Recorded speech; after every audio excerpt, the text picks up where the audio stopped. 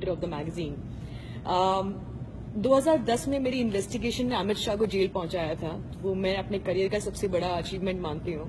भले ही वो अमित शाह आज कंट्री के रूलिंग प्रेसिडेंट हैं, रूलिंग पार्टी के प्रेसिडेंट हैं, लेकिन मेरे लिए इनको जेल पहुंचाना is one of the biggest achievements of my career so far. तो उसके बाद उनके जेल जाने के बाद मुझे लगा कि ऐसी बहुत सारी चीजें हैं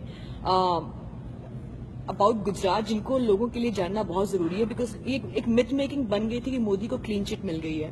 और मेरा ये हमेशा से कहना है कि मोदी को क्लीन चिट वाली जो मिथ मेकिंग है उसको खत्म होना चाहिए, बिकॉज वो कभी एक्यूज नहीं थे केस में।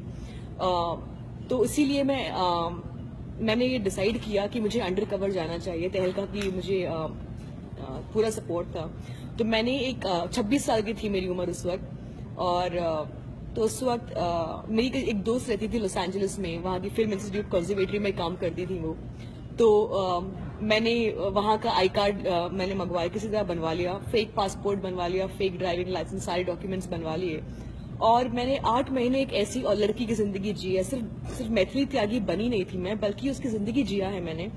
क्योंकि जब आप अंडर कवर होते हैं तो आपको उस इंसान की you can not betray any element जो आप नहीं है उसके। लोग जिनसे मैं डील करे थे, जिनके साथ, वो ब्यूरोक्रेट्स थे, होम सेक्रेटरी थे, आखिर इंसान जिनका मैंने स्टिंग ऑपरेशन किया वो थे मोदी, आखिरी बार। और तभी तहलका ने मुझे वापस बुला लिया। तो जिस दिन मैंने मोदी का स्टिंग ऑपरेशन करने गई थी, उन्होंने मुझे बताया कि वो विवेकानंदा की किताबें दिखाई मुझे और ओबामा की किताबें दिखाई, और कहा कि किसी दिन वो ओबामा की तरह बनना चाहते हैं। तो ये सब हुई, और उसी दिन तहलका ने मुझे वापस बुलाया ये बताने के लिए कि इन्वेस्टिगेशन नहीं होगा, खत्म हो जाएगा। बिकॉज उनको भी लग रहा था कि हमने शुरू किया था एक छोटे लेवल पे, जहां मैं छोटे ऑफिसर से बात करने गई, फिर मैं कमिश्नर तक पहुंच गई, फिर होम सेक्रेटरी तक पहुंच गई, फिर अमित शाह तक पहुंच गई, और फिर मोदी तक जब मैं पहुंची तो इनको अंदाजा हुआ कि मैं बहुत ज्यादा घुस चुकी हूँ इस इन्वेस्टिगेशन में। और शायद तहलका को एक बार बंद किया जा चुका था जब बंगारू लक्ष्मण पर उन्होंने स्टिंग ऑपरेशन किया, तो उनको लगा था एक बार फिर ऐसी कुछ होगा। मोदी पावर में आ रहे थे तो उन्होंने डिसाइड किया कि ऑपरेशन को जो है अबॉर्ट कर देंगे। लेकिन उस वक्त तक मुझे बहुत कुछ मिल चुका था।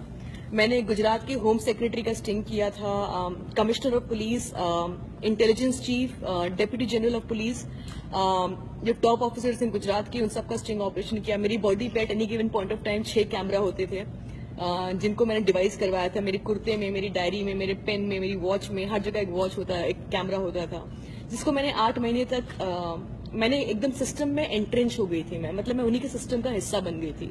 मुसलमानों की बुराई करना, माइनॉरिटीज की बुराई करना, आरएसएस की तारीफ करना, आरएसएस की आइडियोलॉजी की तारीफ करना, उस आइडियोलॉजी को अपनी लाइफ में रिफ्लेक्ट करना।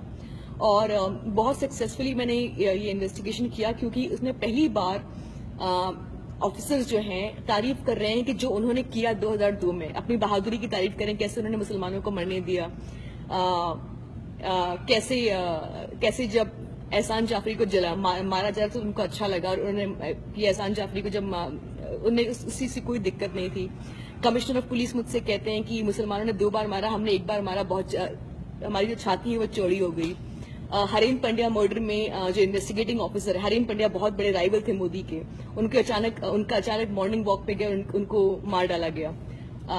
इल्जाम ये लगा था कि मुसलमान बच्चों ने मारा है उनको, लेकिन बाद में जो इन्वेस्टिगेटिंग ऑफिसर ने बताया कि उनका मर्डर जो है मोदी और अडवाणी ने की कंप्लिसिटी की वजह से हुआ था, वो उन सबका इन्वॉल्वमेंट था। आइडली इन सब खुलासों के बाद इंडियन मीडिया को बहुत बड़ा कैंपेन करना चाहिए था। एसआईटी जो इन्वेस्टिगेट कर रही है उसे टेप्स मांगने चाहिए थे मुझसे, लेकिन ऐसा कुछ हुआ नहीं। मेरे बुक लॉन्च पे हिंदुस्तान के सारे एडिटर और जर्नलिस्ट मौजूद थे, कांग्रेस पार्टी, कम्युनिस्ट पार्टी, जितने पॉलिटिकल पार्टीज हैं उन सब के लीडर्स मौजूद थे मेरे बुक लॉन्च पे। लेकिन अगले दिन एकदम सन्नाटा था, किसी ने कुछ नहीं कहा, क्योंकि मोदी पावर में आ चुके थे। और लेकिन मुझे ये डर था कि मेरी किताब आने के बाद शायद मोदी गवर्नमेंट एक इंजंक्शन लाएगी किताब को डिस्ट्रीब्यूट नहीं होने देगी। लेकिन उन्होंने बहुत स्मार्टली प्ले किया, क्योंकि अगर मेरी किताब पे बैन लग जाता तो लोग और पढ़ते उसे, क्योंकि एक टेंडेंसी है कि जब आप किसी चीज को बैन करते हैं तो लोगों के अंदर वो हो जाती है कि इसे पढ़ा जाए कि इसमें क्या है। तो उन्होंने they killed it by silence. लेकिन एक अचीवमेंट मेरे लिए ये रही है कि लोग कहते हैं कि how do we believe you. I tell them कि अब तक जिन लोगों का मैंने स्टिंग ऑपरेशन किया है, दे आर टॉप, सबसे टॉप लेवल के लोग हैं। अब तक कोई मुझे कोर्ट लेके नहीं गया कि ये लड़की झूठ बोल रही है, जिसने किताब में जो लिखा है झूठ बोला है। It is not fact.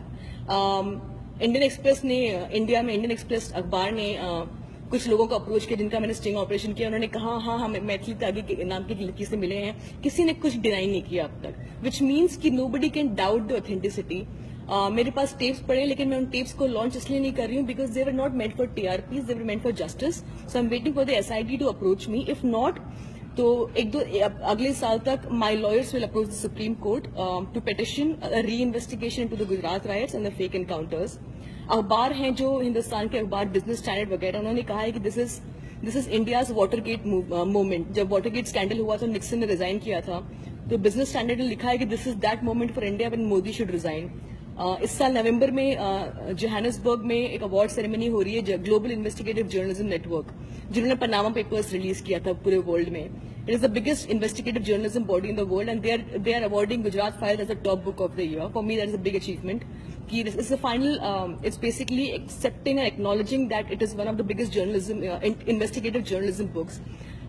Hindustan के सारे एडिटर्स ने मुझे फोन किया बताने के लिए कि इस खबर के बाद मोदी को आइडियली स्टेप डाउन कर देना चाहिए, लेकिन उनके हाथ बंधे हुए हैं, वो कुछ नहीं कर सकते हैं। हिंदुस्तान के सबसे बड़े एडिटर्स जो मेरे दोस्त हैं सब मुझे फोन करके शाबाशी दे रहे हैं, लेकिन इनमें से किसी की हिम्मत नहीं है कि ओपनली कुछ बोले। हालांकि एक सपोर्ट मेरे लिए जो रहा है, सबसे बड़ा सपोर्ट रहा है, वो रीजनल मीडिया का। एंड दो